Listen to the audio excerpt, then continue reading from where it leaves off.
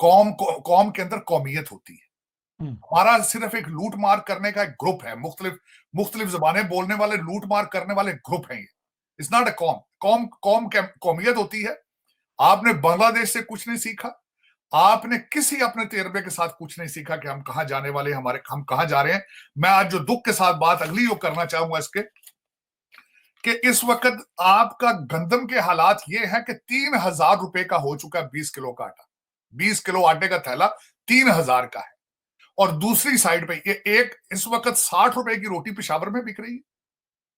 इस वक्त एक रोटी लेके खाना एक साइड पे लग्जरी है, दूसरी साइड पर आपके जो करप्ट अशराफिया है उनके बच्चों ने इस न्यू ईयर पे चार्टर जहाजों पे जाके लंदन और स्पेन के चक्कर लगाए। तो डिस्ट्रीब्यूशन ऑफ वेल्थ की ये हालात हैं। अगर कोई और कौम होती तो वहां पे दो चीजें होनी थी। इनकलाब फ्रांस की बात करूंगा मैं, जब उन्होंने कहा था कि रोटी नहीं मिलती तो केक खा लो।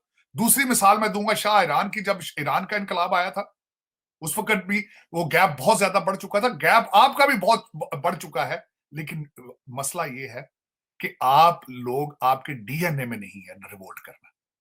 खूनी इनकलाब आते हैं जहां कौमियत के माजी हो, किसी ग्रुप ऑफ पीपल का कोई माजी हो।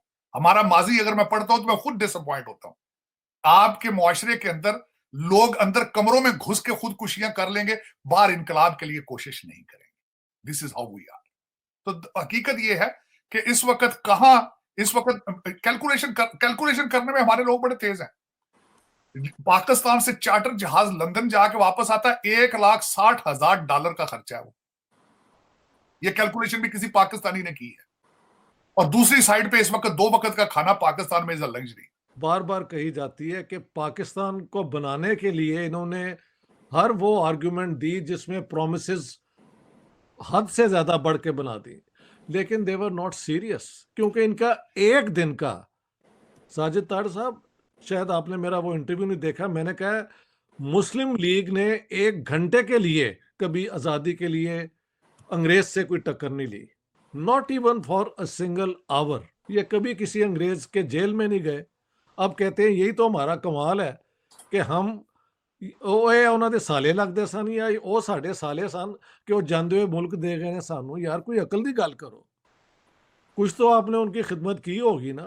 और खिदमत क्या की थी कि फ्रीडम स्ट्रगल से आपने अलग होके तो अंग्रेज का साथ दिया, वो जाते वक्त ऐसा पाकिस्तान बना गया जो डिफेंसिबल ही नहीं है और वो टूट गया।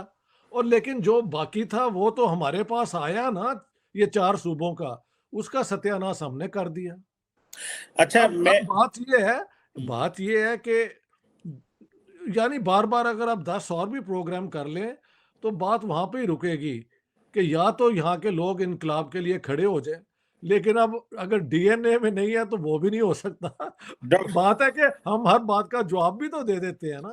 तो व्हाट इज लेफ्ट देन कि इनके अंदर ही कोई इनकलाब होए जो ओवरथ्रो कर दे, ये वो कर दे और पता नहीं एक नया पाकिस्तान बना ले। मुझे वो भी नजर नहीं आता। डॉक्टर साहब मैं एक इंपॉर्टेंट क्वेश्चन पूछना चाहता हूं और वो going back to the discussion. देखिए, अमेरिका अफगानिस्तान से निकल गया, इंडिया भी अफगानिस्तान से निकल गया। सो अब एक क्वेश्चन आता है बहुत ज्यादा कि अब पाकिस्तान का दुश्मन कौन है अफगानिस्तान में, और क्यों हमें अफगानिस्तान जो है वो हमारे पे हमले कर रहा है। ये जो क्वेश्चन है, या अफगानिस्तान में दहशतगर्द जमातें जो छुपी हुई हैं, अमेरिका पाकिस्तान को कह रहा है कि जी आपको राइट टू प्रोटेक्ट टेरिटरी है। इट मींस कि अमेरिकन कह रहे हैं कि आप F-16 लेके अफगानिस्तान पे चढ़ाई कर दो, टीटीपी को भी मारो, अल-कायदा को भी मारो, सबको मारो। आप क्या समझते हैं कि अब हमारा दुश्मन कौन है? मतलब हम क्यों लड़ रहे हैं? हमारे दुश्मन तो तालिबान ही है। वो मुझसे लोगों ने कुछ और प्रोग्राम में कहा, मैं क्या साड़ी बिल्ली ते सानू ही म्यो, ये तो तैयार हमने किए थे, इनको पैदा हमने किया। हमारी जो थी बेनजीर भुट्टो के मिनिस्टर थे नसीरुल्लाह बाबर, वो उन्होंने खुद कहा कि ये हमारे तालिबान हमारे तैयार किए। ये वो तो आप उनको तो कंट्रोल कर नहीं सके। जब वो पहली दफा पावर में आए थे तो ये भी नहीं मनवा सके कि डोरेन लाइन जो है इंटरनेशनल बॉर्डर है। इन्हें तब समझ नहीं आई कि Afghans are nationalist one way और अनदर। वो फंडामेंटलिस्ट हो या वो कोई और हो, ये उन्हीं के पीछे लगे हुए। ऑनेस्ट टू गॉड मैंने लोगों को कहते सुना है कि यार ये सारे अगर अफगान यहाँ आ जाए तो हम फिर दोबारा जंगजू होंगे और हम फिर जिहाद के लिए निकलेंगे। Some people are so mad in their head, वो ये बातें कर रहे हैं।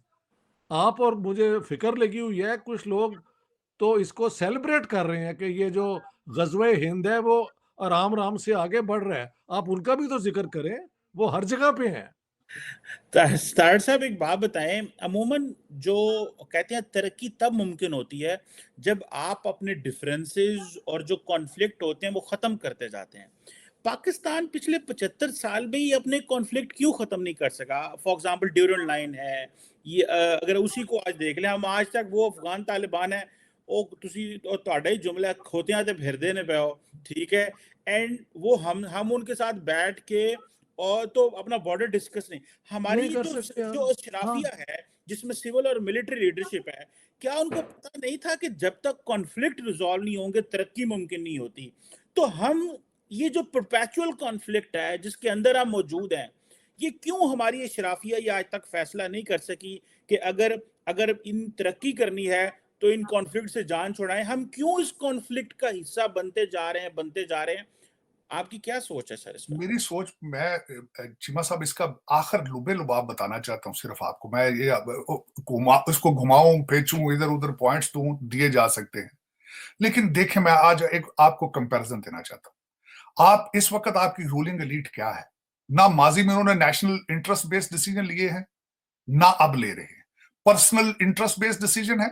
अब मैं उसकी मिसाल देना चाहता हूं। आप मुझे ये बताएं, आपके कितने लीडर जो है पाकिस्तान बेस्ड है? सारे लंदन बेस्ड। आपके रिटायर जजेस भी यहां रहना पसंद नहीं करते। जिस बंदे के बच्चे पहले बैठे हों बाहर, एसेट्स बाहर हों, वो पाकिस्तान में इंटरेस्ट बेस्ड डिसीजन लेगा? वो क्यों लेगा? हाँ, क्यों क्यों लेगा? लेगा वो? पॉसिबल नहीं ना। नहीं। अभी आज किसी ने कह दी तार साहब मोदी के साथ कंपैरिजन करें। मैंने कहा मोदी के साथ कंपैरिजन मैं कर ही नहीं सकता। उसकी वजह यह है, मोदी का ना बच्चा है, ना उसकी बीवी है, ना लंदन में उसके कोई एसेट्स हैं। और मैं बता सकता हूं कि इस वक्त इंडिया के जितने जो लोग हैं सारे पिछले, वो सारे इंडिया में बैठे। यू आर बीइंग ऑपरेटेड, जिस तरह मैं डॉक्टर साहब से सेकंड करना चाहूंगा, आप you are being operated from London. ये सारे लोग जितने भी जिनको हम ब्लेम कर रहे हैं, 76 साल से हमें खराब कर रहे हैं, पाकिस्तान को तबाही करने वाला कोई जर्मन एक बता दें, कोई फ्रेंच बता दें, हैं तो सारे पाकिस्तानी। और कौन है? सारे हमारे बहन भाई हैं।